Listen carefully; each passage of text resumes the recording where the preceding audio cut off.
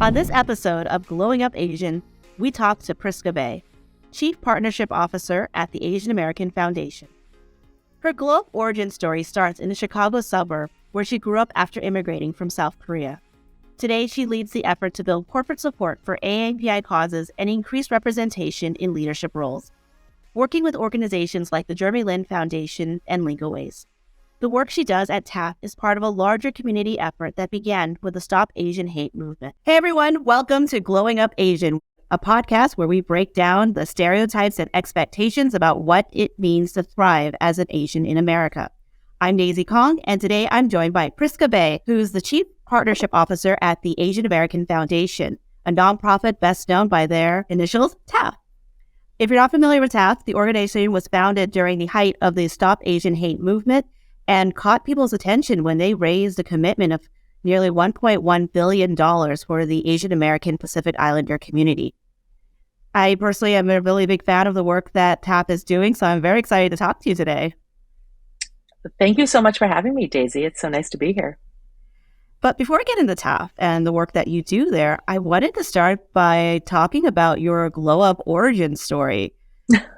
You had shared with me before we started recording that you were born in South Korea and raised in the suburbs of Chicago. And so I'm curious to know, why did your parents move to the United States and what were their dreams for you?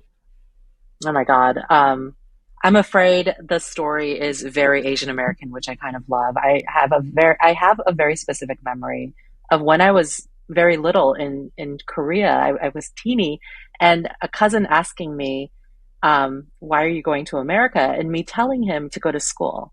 So just from that memory alone, I think that, like many Asian Americans who immigrate to the US, I think that my parents' dreams for me were just to have a great education and to have a chance. And I think a lot about what the American dream is today and how, back then that's what we believed in.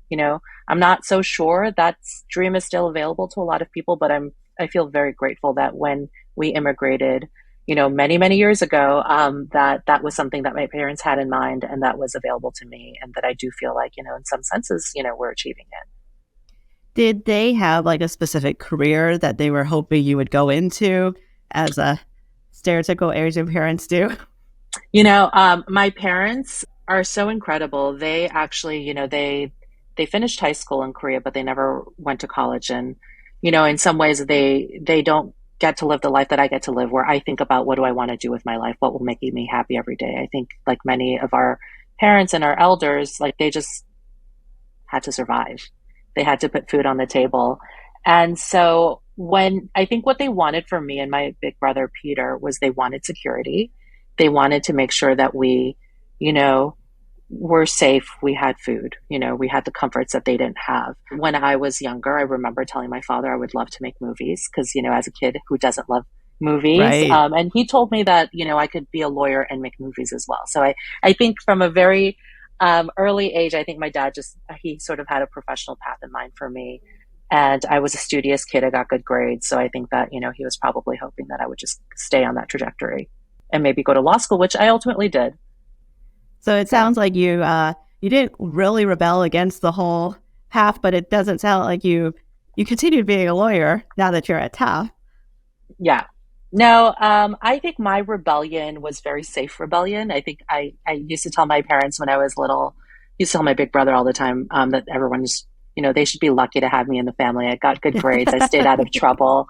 But I think in some ways, my rebellion was just wanting to live the life I wanted to live.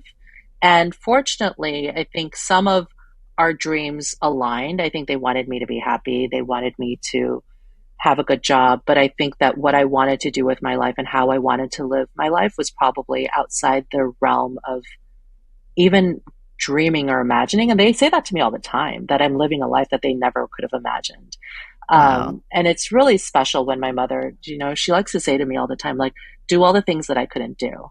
And, and I get really choked up thinking about that because think about our moms and the generations that they grew up in, the sacrifices they made. And like, it just puts into perspective, what we're up against and what we have going for us in our lives day to day. But yeah, no, my parents, I was a good kid. They're lucky, but I'm lucky too. Awesome. So cut to today, you're at TAAF. Can you share a little bit about what TAAF does? I'm right now I'm in my living room in my walk-up one-bedroom apartment in New York City. I got a text message one morning 2 years ago asking, "Hey, what was I up to, and if I had time to talk?" And this is where I got the phone call about what the Asian American Foundation was. I learned for the first time that there was a group of business leaders that were coming together to form a national organization for Asian Americans. And they were folks like Jerry Yang, who's the co-founder of Yahoo, Joe Tsai, the co-founder of Alibaba and the owner of the Brooklyn Nets, and CEOs of KKR and Citadel Securities. And I just remember thinking, I paced my apartment, Right. my walk-up apartment for 10 minutes and thinking, this is exactly what our community needs. And this was at the height of the pandemic, a height of the violence, happening for Asian Americans all across the country. And being in New York City, I was especially scared, in a Right. way that I Right. had never been before of being outside. It was actually kind of a very fraught time. And I remember being so excited that this was happening and this was coming together and wanting to be a part of it. And when we launched the organization, we wanted to be an organization for the Asian American community, all Asian Americans, all sectors. And the way that I used to describe it when we were talking to potential partners is Asian Americans don't have power across industries, nonprofit, philanthropy, government, corporate, Hollywood, and TAAF wants to change that. And so, while if you go on our website, you'll see that there's very specific pillars and strategies of work. But really, ultimately, we want to change the game for Asian Americans, whether it's bringing more resources into the community or thinking about representation, fighting racism. We're trying to do a lot, but I'm confident with the board that we have that we can accomplish it. Awesome. One thing that we really love about TAAF is the way it takes a very holistic approach to these issues, where you're working both with like grassroots organizations from the bottom up, and then also through corporate partnerships from a top down approach. And I know like your focus is really on the corporate side. So can you share a little bit more about what you do to lead that top down approach? Totally. And the reason why, I'm so lucky to work on the corporate side of it is because my career, thinking back to when my father told me to go to law school, I I did go to law school and I was a lawyer, and then I left the law, and then I became sort of a social impact professional where I used to work at corporate foundations, worked on diversity teams, all in big companies. And so when I joined TAAF, I really thought that working with corporates on our work, our shared work was really important, because when I was doing diversity at big companies, oftentimes Asian Americans were never on agendas, nor were we on budgets. So thought this was a really great opportunity to be that external partner that I wish I always had, to make companies care more about us. And so, the top down, bottom up approach, we need both. And my Right. skill Right. set is working with, CEOs and corporations. So I thought the best work that I could do at TAAF was to sort of wrangle this group of people to make sure that they were, aligned on our mission and working with us. The one note that I would like to make: when I was in law school, there's this thing that happens in law school where everyone asks, "What are you going to do when you graduate?" And people who go into corporate law, sometimes people call them sellouts. And then people who get to do public interest law, right? They're the ones saving the world. And I just remember thinking how unfair that was, because as an Right. immigrant who has to support her parents when she grows up, I always thought I'd never really had a choice. So I think at TAAF, I feel that regardless of what we're focusing on, we're trying to do the same thing. We're trying to do good in the world. Right. We're trying to support the Asian American community. So whether it's focusing on CEOs or working with community leaders, I do believe it's all very important, and just making sure that we're working together. I think that's our ultimate goal. TAF's been around since 2021, and I'm curious, in the time that you've been there and that you've like been building out these corporate partnerships, what changes are you seeing? I know you've mentioned before the budgets traditionally were less than like 5%, or was it even lower? Oh yeah, no, I think there's a report from Asian Americans in Philanthropy that came out right before we launched that said, I think like less than 0.2% of Oh, philanthropic giving. 0.2%. Yes, I mean it fluctuated, right? So Right, right, sometimes it right, was 0.5, but very, very little went to Asian American nonprofit organizations. And for people in this space, it's not a huge surprise. It's a very sort of right. underfunded ecosystem. And I think that for TAAF, the reason why we launched this initiative called the Giving Challenge was we didn't intend to galvanize $1.1 billion dollars. And that number, by the way, is probably even bigger than that. We just wanted to capture what people were going to do for Asian Americans Right. and encourage them, right? So that year over year, it happened every single year instead of just happening those like 1 or 2 years where, there were lots of attacks on the streets. Do you think it's increased so since Absolutely. And I will tell you a story that I heard yesterday. So I was talking to a big company, and when we launched having a conversation about what they were doing for Asian Americans, and it was literally maybe two people who were trying to fight the good fight within the company, right? and there was nothing there. And so it was sort of almost like an apologetic, like, we're not doing a lot, but we want to be involved. And then cut to 2 years later, talking to two new people and them sharing with me like the incredible journey that the company has been on, setting up sort of a diversity, sort of like infrastructure, making sure that the Asian American community there had their own ERG. And I do think in those 2 years, like they have grown so much. By the way, it's a really big company. They probably should have had all of that 2 years ago, but they didn't. And when you talk to our 70 corporate partners and you ask them, when did your Asian American Employee Resource Group, these are like the corporate clubs, right, that exist for the different identity groups, when did that form? Most of them will tell you that they formed in the last 2 years. So I will say that when it comes to like the movement within corporate America for Asian Americans, so much has happened in the last 2 years. And I feel positive that, that sort of excitement will just continue to build. That's awesome. Now, I guess like the counterpoint there is like there might be some critics that like, yes, more companies are doing things, but a lot of it's just very being performative and they're not doing anything meaningful. Like, what would you say to those critics? Oh my God, we have to start somewhere. Right. We actually have to start somewhere. And I would rather them be performative with us right now than just not care about us at all. The fact that they feel like they have to be performative for Asian Americans is a huge victory for us.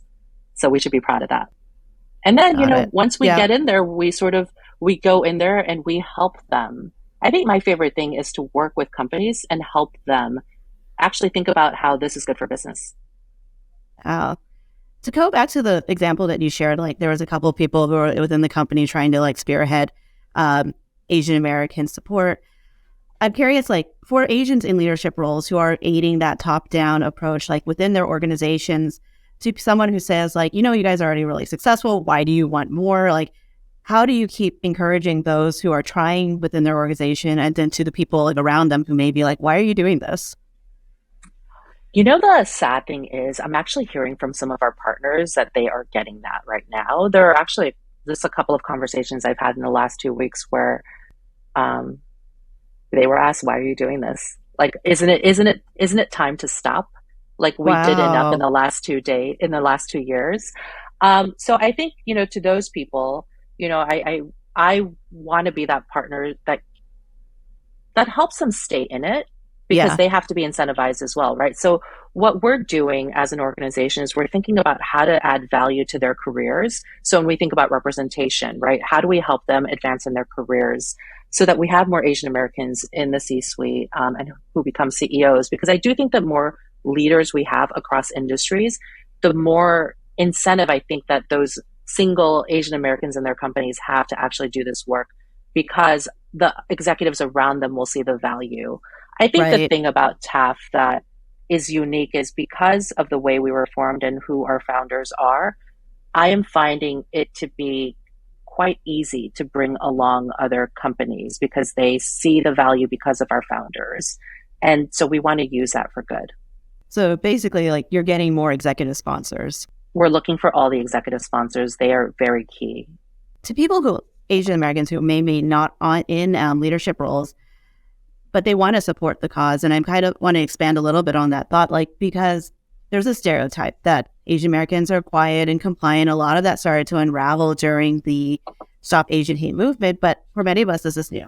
And what advice would you have to people who, especially parents, like they are raising the next generation, they believe in the cause, they want to help, but they have no experience like getting involved because they were just always told to like keep their head down? I mean, I think the first thing to do is, if anyone knows any Asian Americans, like we are definitely not quiet, and we have many thoughts that run through our head and we have no problem sharing that with each other. So I think that for those parents and so for those people who might not be a part of like big Asian American community, I would say just speak up, right? I think that right now is a unique time where Asian Americans are speaking up. This is just an example from the corporate side. When we launched TAAF, a chief diversity officer told me actually at another big company in New York City said that she's like, we've been getting more phone calls from Asian American employees Oh, like in the wow. recent like weeks than we have ever received ever, right?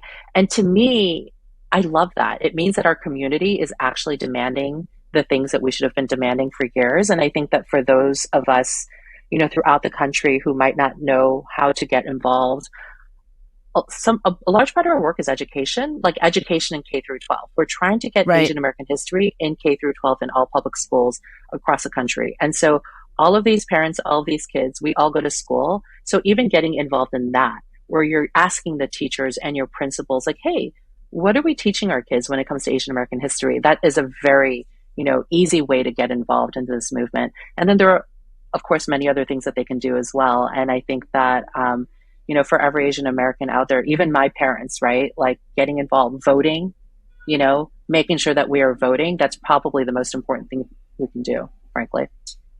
Got it. Yeah, that's really great advice.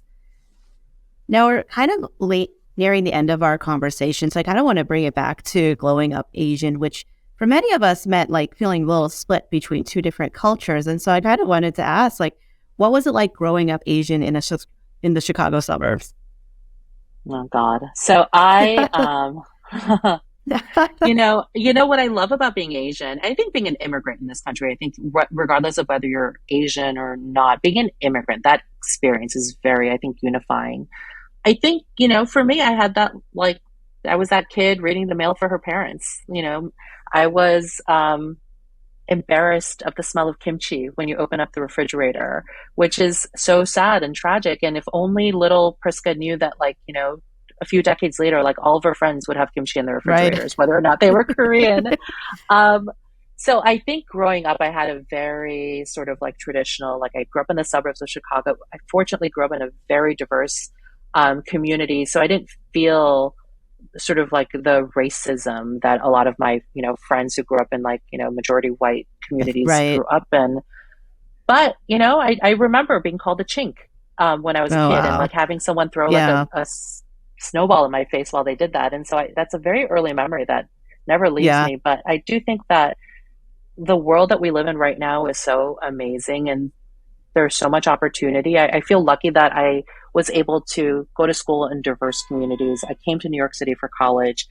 I've worked in DC and New York and other places that are super diverse. So I do think that I sort of sought after the communities and the environments that I wanted to grow up in. And so the glow up is because I sought up these places and these people that would help me become my best self. And I think being in New York City, working at a place like TAAF, getting to work in the diversity space, I'm a product of all of that. And I just think, we should feel so optimistic and positive given how Right. things are right now compared to 3 or 4 decades ago. Of course, there's a lot of work to do. We don't want to go backwards, but, I don't know. Honestly, I owe everything to my mom and dad. Cool. I'm curious, when you say diverse community, was it like a mix of a lot of different types of people, or was there actually a very big Asian community in Oh Chicago? my In the suburb that I grew up in, I went to a high school called Maine East in Park Ridge, Illinois. I think we had like over 40 languages spoken at my high Oh, school, wow. like in every Asian possible. So it was very, very diverse, like all immigrants, a lot of immigrants, but Right. definitely, was just friends with all kinds of, South Asian kids, Chinese kids, Korean kids, like, everyone. And we all hung out. We were all friends. We all played sports together. That's great. And was there an intentional effort by your parents to like make sure that you were connected to your heritage while you're growing up? Like, did you go to weekend school, for example? Well, my parents, they were small business owners. They had stores in the south side of Chicago. So my education was going to their store every weekend and every holiday. So no, I didn't get there was like a period of time where they did send me to Korean school, but that was very short lived. I was a very bad Korean student. Um, so no, I think my connection to my Koreanness was really like through my family. Like I grew up in a very large extended family. So we just saw each other all the time. We were together every weekend. And so I think that when I think about being Korean, it's more about being a part of a big Korean family. I think that, as an adult, when I think about who I am as a Korean American, now I have a lot of Korean American friends, right? And I work in Right. this space. So, but when I was a kid, it was more about family than anything. Got it. Got it. That's something that which you said earlier about there's just so much more like representations. The community is just speaking up more that kids don't feel like they're ashamed of, let's say, what's in their lunch boxes as much as I would hope they don't have that same shame that like a lot of us grew up having. And so I see it as like a very positive direction that we're moving in collectively. And I guess from like your point of view, from where you're from your position, like what do you see as another positive, or what would you like to see more of? Oh, I'd like to see more of us in positions of power, all of us. I really want, whatever sector you want to be in, I'm not going to tell an Asian Sure. American kid that they need to go work at McKinsey, but I want, wherever we are, I want us to be able to realize like our fullest potential. Going back to my mom and dad, not having gone to college, I wonder who they would be if, they had the opportunities that I did. And I think that that's something that I wish for not only our community, but all folks, in America and around the world. And I think that what for Asian Americans specifically, I would like us to be able to lead in the ways that we lead without, feeling like we have to change ourselves or alter ourselves in order to be Right. that leader. Bringing your full self. 100%. Awesome. I love that. Well, thank you so much for sharing your story on Glowing Up Asian. I really appreciated having this chance to talk to you. Thank you so much for having me. This was a lot of fun. This podcast is brought to you by Lingoways, the best way for kids to learn Mandarin, Chinese, and English. Co-founded by a parent and a teacher, Lingoways' award-winning online language learning platform connects students with professional teachers and uses a research-backed curriculum that makes learning another language fun and effective. Learn more at lingoways.com.